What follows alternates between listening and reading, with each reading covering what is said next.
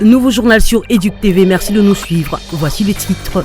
Le comité technique du projet efficace se réunit pour évaluer les avancées réalisées depuis 2024 et fixer les priorités pour 2026.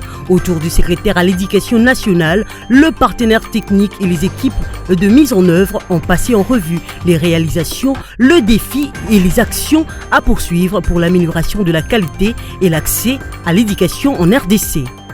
Et puis, le festival de la rentrée scolaire de la CAF s'est achevé sur une note de fête et d'engagement en marge de la 47e Assemblée Générale à Lyon Football et Santé, organise en partenariat avec l'OMS le tournoi scolaire à Ville et Victoire de l'ITC Ndielo Bita Garçon et l'école moderne de Ngalima Fille. Cette compétition a mis en avant la jeunesse congolaise et l'importance du sport comme vecteur d'éducation, de santé et des promotions du football féminin. Après le titre, place au développement. Mesdames et messieurs, bienvenue.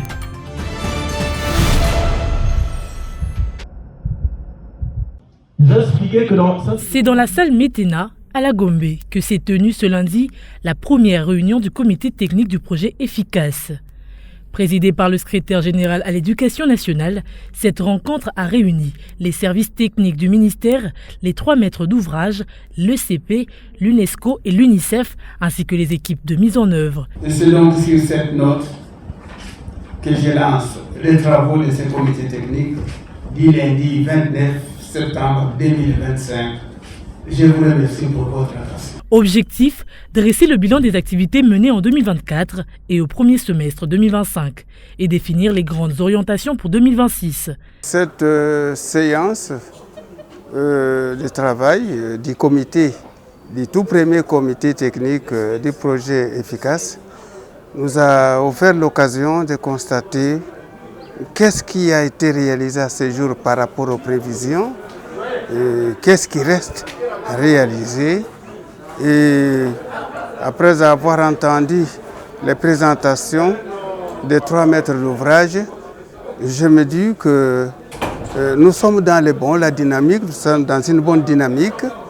Et nous espérons d'ailleurs que lors du 2e comité technique du projet Efficace, prévu fin novembre, il y a davantage de choses qui seront réalisées et surtout, nous allons être très attentifs par rapport aux orientations pour l'année 2026. Les présentations ont porté sur les réalisations enregistrées, mais aussi les défis rencontrés. Ça nous a permis d'avoir un échange direct avec les directions et les services centraux, le secrétariat général et tous ceux qui sont impliqués. Ça a permis aussi à certaines directions qui ne maîtrisaient pas réellement ce que les uns et les autres faisaient, que ces échanges enrichissent un peu leur point de vue. L'UNESCO est intervenu, l'UNICEF est intervenu et l'ECP à travers moi-même est intervenu pour essayer d'avoir un échange qui pourrait nous amener sur un terrain de communication permanente, de sorte que les directions porteuses du projet soient totalement impliquées. Malgré ces obstacles, le projet Efficace poursuit ses actions dans les provinces ciblées avec des initiatives visant à améliorer la qualité de l'enseignement, renforcer les apprentissages et élargir l'accès grâce aux infrastructures scolaires en cours de construction.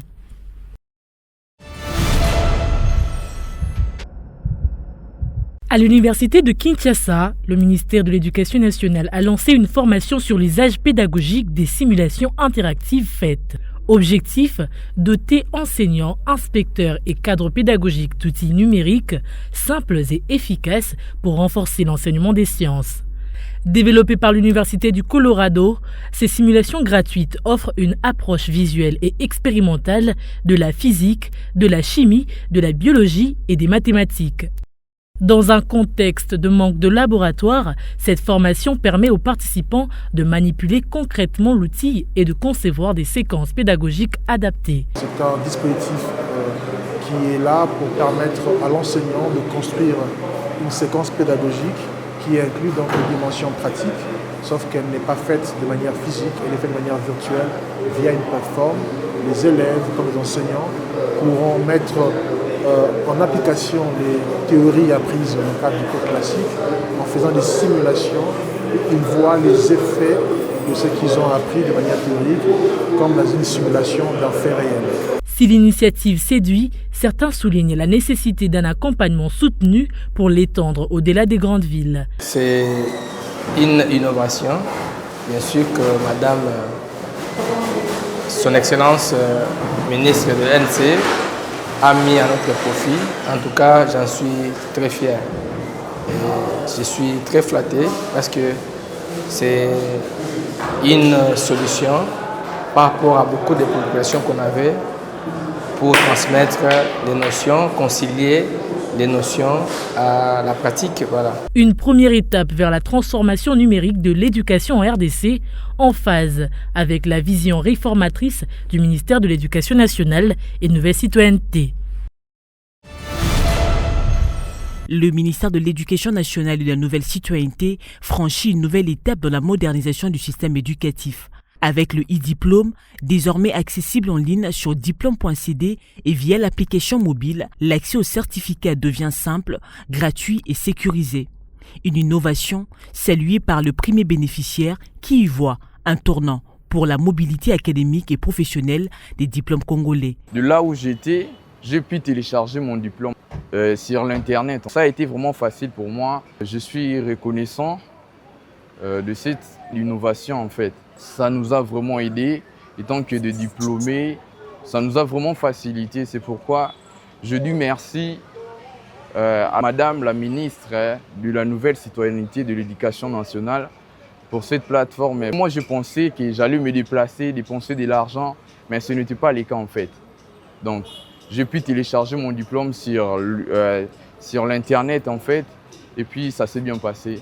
J'ai téléchargé l'application Diplôme Saisi, puis ça m'a ramené dans un menu d'où j'ai rempli les 14 chiffres, l'année, puis j'ai cliqué sur connecter, puis ça m'a sorti les diplômes. Je suis contente parce que souvent les diplômes traînent pour en avoir, mais maintenant là c'est direct. L'application e-diplôme, c'est une application qui nous a beaucoup vraiment aidé. Quand j'ai connu l'application, en tout cas, ça m'a permis de visualiser mon diplôme. Dans ça, je dirais que c'est une très bonne initiative. Le e-diplôme permet que les diplômes soient désormais enregistrés, sécurisés, vérifiables et infalsifiables. Et aussi d'avoir le diplôme plus facile, plus rapidement. En scrollant sur TikTok, j'ai eu à voir des vidéos sur ça. Et ça m'a plutôt intéressée parce que je suis diplômée et là, je me sentais obligée de voir à quoi consistait le e-diplôme. Il suffit d'avoir votre téléphone et grâce à cela, vous aurez plus facilement votre e-diplôme. C'est une bonne chose, contrairement au diplôme précédent où il fallait attendre pendant longtemps. Mais avec le nouveau système numérique, en tout cas, en quelques minutes, vous avez votre diplôme et c'est quelque chose de vraiment bien. C'est dans une communication officielle accordée à la presse que la chef de l'éducation au niveau provincial a partagé les grandes lignes des réformes discutées en présence de la ministre nationale des tutelles, son Excellence Raissa Malodinanga, à Kinshasa, la capitale. Parmi les innovations phares évoquées figure la numérisation des diplômes d'État, une réforme qui, selon Madame Koulapa, marque un tournant décisif dans la modernisation du système éducatif congolais. La ministre provinciale a également relayé la volonté du ministre national de voir tous les enfants congolais, y compris ceux vivant dans les zones les plus reculées du Kwilu, bénéficier d'un enseignement de qualité sans crainte ni discrimination. Elle a annoncé que plus de 24 lauréats de la province du Kwilu sont éligibles à la bourse d'excellence initiée par la première dame Denise Nyakero Tshisekedi. À ce sujet, Madame Koulapa a lancé un appel à la préparation rigoureuse des candidats afin de maximiser leurs chances de succès au concours de sélection. Abordant les tensions persistantes entre certaines coordinations éducatives, la ministre a invité les agents en conflit à éviter les recours aux tribunaux. Concernant la situation sécuritaire dans certaines écoles affectées par les exactions de la milice Mobondo dans le secteur de Wamba, territoire de Bagata, Madame Koulapa s'est voulue rassurante. Elle a affirmé que le calme est revenu dans la région et que les activités scolaires ont repris normalement.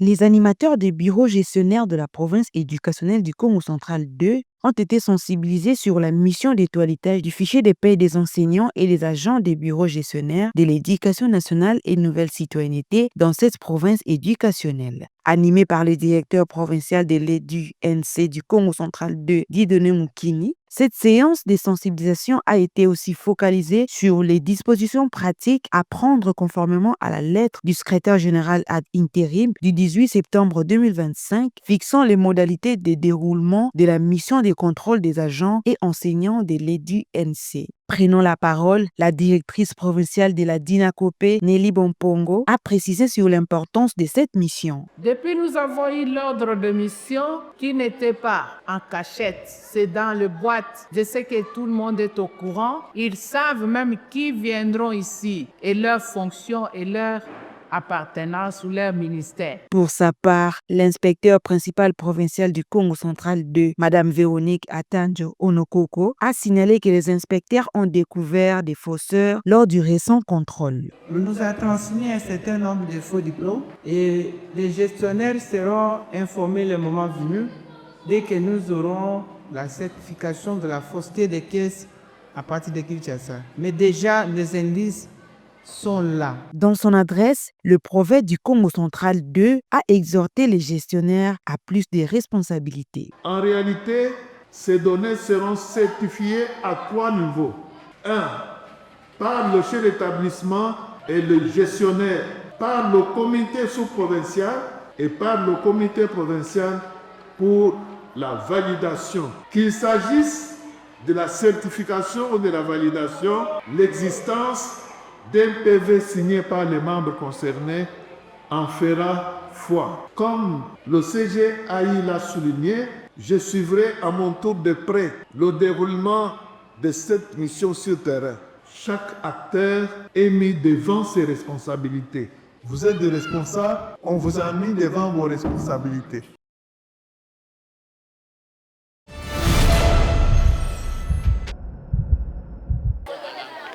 C'est une œuvre grandiose, celle qu'a exécutée l'entreprise Terre Promise d'exploitation en réhabilitant l'école Saint-Hilaire EP1 et 8 Kikimi dans la commune de Kimbantseke. Cette réhabilitation a été rendue possible grâce à l'intervention généreuse de l'Église de Jésus-Christ des Saints des Derniers Jours, action qui rentre en droite ligne du renforcement de l'éducation des enfants congolais qui bénéficient de la gratuité de l'enseignement des bases tel que voulu par le chef de l'État Félix Antoine Tshisekedi, conformément à la Constitution de la République. L'honorable député national Hermès Itina Mayamba, qui s'est investi par un lobbying puissant afin que cette réhabilitation ait lieu, n'a pas manqué d'exprimer sa joie. Je suis très content et je rends grâce à Dieu pour l'opportunité qu'il nous a offerte de nous retrouver ici afin d'inaugurer et de remettre les clés de ce nouveau bâtiment construit pour les comptes de l'école Saint-Hilaire. EP1, EP6, EP8 Kikimi. Je suis très reconnaissant envers l'Église de Jésus-Christ des Saints des Derniers Jours qui a entendu notre plaidoyer, qui a reçu les projets que nous avions introduits et qui a accepté de faire ces grands investissements pour bénir les enfants de Kimbantseke, de Kingasani, de Mikondo avec de nouveaux bâtiments, de nouveaux bureaux, une installation digne de son nom qui permettra à ce que nos enfants puissent avoir accès à une éducation de qualité. Occasion toute faite de remercier le chef de l'État Félix Antoine Tshisekedi au travers de qui rentre ce projet dans la vision de soutien à l'éducation des enfants congolais. Je voudrais tout simplement interpeller la conscience de nos élèves, des enseignants, des parents et de toute la communauté à bien prendre soin de ces nouveaux bâtiments. Saisissant la balle à son étape, le chef d'entreprise Terre Promise d'exploitation Junior Diazola a procédé à des explications détaillées de cette œuvre de réhabilitation d'école. C'est par une visite de cette école réhabilitée juste après la coupure de ruban symbolique que s'est terminée cette activité.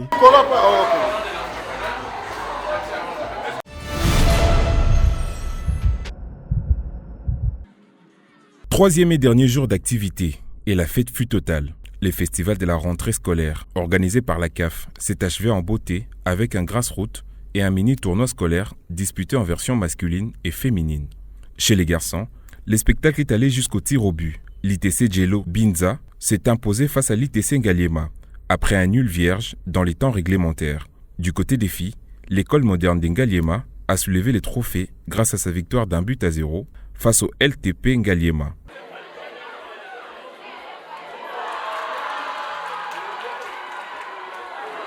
Mais au-delà du jeu, ces festivals apportaient un message fort, valoriser la jeunesse congolaise autour du sport et de la santé, dans le cadre de la 47e Assemblée générale de la CAF à Kinshasa. L'Organisation mondiale de la santé, partenaire de l'événement, a rappelé combien le sport et la santé vont de pair. Aujourd'hui, plus que jamais, nous restons engagés, motivés pour une vie saine, active et épanouie. À travers ces partenariats, l'OMS veut utiliser le football comme plateforme d'éducation pour inculquer aux enfants et aux jeunes les bonnes pratiques d'hygiène et de prévention. Pour la Confédération africaine de football, ce festival est une occasion unique de mettre en lumière la jeunesse congolaise, mais aussi de rassurer les invités de la Grande Assemblée générale. Kinshasa est prête, sécurisée et mobilisée pour cet événement continental. La CAF a également insisté sur l'importance de promouvoir le foot féminin, appelé à occuper toute sa place dans les années à venir. J'espère que ça c'est que le début et dans 5 ans, peut-être on ne va plus parler du football féminin, on va juste parler du football. Et je crois qu'on le voit déjà ici, on a vu des filles sportives. Et donc moi je suis en tant que femme, je suis en tant que fille, femme, je suis contente de voir assez de filles comme ça qui sont vraiment actives et parmi nous. La Fédération congolaise de football association a elle aussi salué ses partenariats avec l'OMS, un partenariat jugé stratégique car le football reste un langage universel pour transmettre des messages de santé, de citoyenneté et d'espoir à la jeunesse congolaise. La CAF a voulu valoriser la jeunesse congolaise autour du sport, autour du football. Et cette jeunesse, demain, c'est elle qui va prendre la relève. Et en même temps, nous avons aussi d'autres partenaires comme l'OMS. Clôture en apothéose pour ces festivals de la rentrée scolaire. Une fête de sport, de la santé et de la jeunesse qui illustre le rôle du football comme levier du développement et de bien-être en République démocratique du Congo. Parlons à présent de l'éveil patriotique. Angèle Grace Mandefou, présidente de l'association Éveil de la conscience, exhorte les jeunes diplômés et préfinalistes à s'approprier les notions et valeurs patriotiques. Pour elle, l'avenir du pays repose sur une jeunesse consciente, engagée et résolument tournée vers la défense de l'intérêt national. On l'écoute. Comment on fait pour attendre la jeunesse congolaise? On organise des conférences, des débats et échanges entre la jeunesse congolaise pour éveiller, n'est-ce pas, la conscience de jeunes sur deux valeurs, deux notions, la conscience patriotique auprès de la jeunesse congolaise. Et nous allons même dans des écoles primaires, humanité, voir les étudiants, question d'échanger et de passer par des moments de formation, de conférences et débats, question d'insister et de rappeler à la jeunesse de quoi ils sont légitimes de faire, donc comment ils peuvent s'impliquer et participer à l'émergence de la nation tout en respectant et en pratiquant les valeurs patriotiques. La Commission nationale du désarmement et de la sécurité internationale CONADESI Kasaï rend officielle la décision numéro 124 portant mise en place de ces Mambo Kasaï. Ceci après que certaines étapes de base soient franchies, notamment les recrutements, les tests et la formation.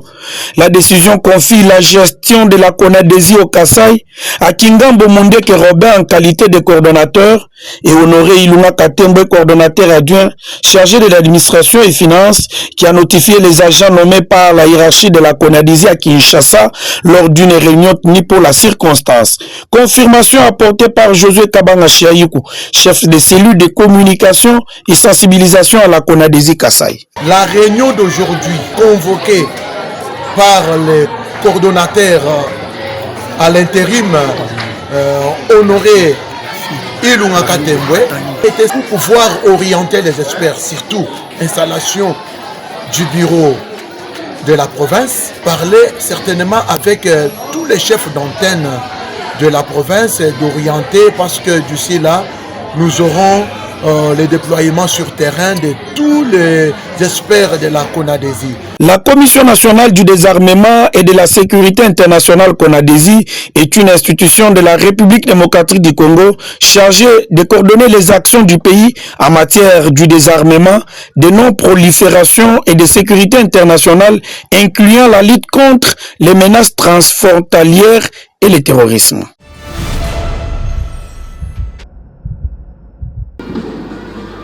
L'AS Maniema-Union de Kindu l'emporte 2-1 sur Pamplemousse de Maurice au terme du match aller du premier tour des préliminaires de la Coupe de la Confédération. Le club de la RDC s'est montré très entreprenant de l'entame de cette opposition en ouvrant le score dès la 19e minute de jeu.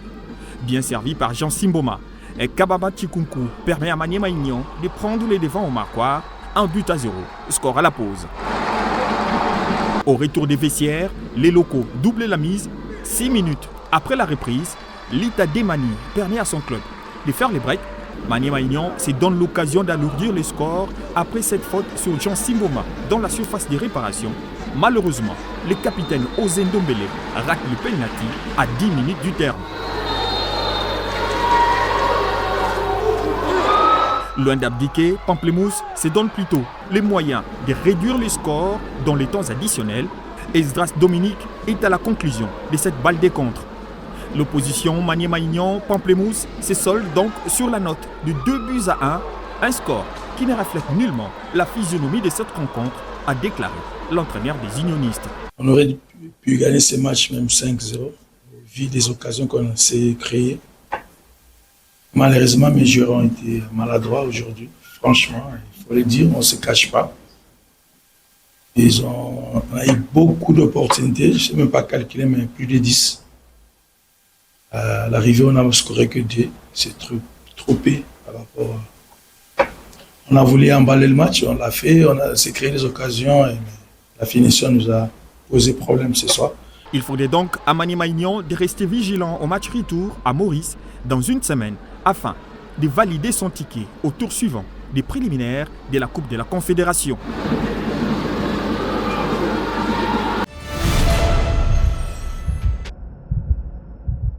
Les traducteurs, interprètes et convertisseurs des textes sont à l'honneur ce mardi 30 septembre à travers l'humanité. La raison est que la date d'aujourd'hui est mondialement décrétée Journée de la traduction. Une telle opportunité a poussé les Nations Unies à enfoncer le clou en ciblant comme angle le rapprochement des nations et la promotion de la paix. Aux yeux des Nations Unies, qui par leur Assemblée générale ont retenu la date du 30 septembre depuis 2017, la profession de traducteur revêt toute une importance. Cela, en tant qu'activité consistant à transposer d'une langue à une autre des notions littéraires, scientifiques ou techniques, essentiellement pour assurer la clarté des messages. En République démocratique du Congo, pays riche en diversité culturelle, il s'y dénombre plus de 400 langues qui coexistent avec celles dites nationales. Dans ces contextes, la traduction imprégnée dans le bain de cette marmaille trouve sa belle part pour maintenir l'intégrité sociale justement. Cette journée du 30 septembre a été ciblée en référence à l'un des traducteurs de la Bible, Saint Jérôme, prêtre italien du Moyen-Âge qui a joué un grand rôle dans la traduction en latin de la parole de Dieu. C'est grâce à ce prêtre que les messes latines font usage des extraits tels que Credo in unum Deum patrem omnipotentem, factorem caeli et terrae, visibilium omnium et invisibilium, à traduire par « Je crois en Dieu le Père Tout-Puissant, créateur des cieux et de la terre », ou même l'extrait célèbre de Notre Père qui est aux cieux, Pater noster quies in caelis, sanctificetur nomen tuum, adveniat gloriam tuam, etc.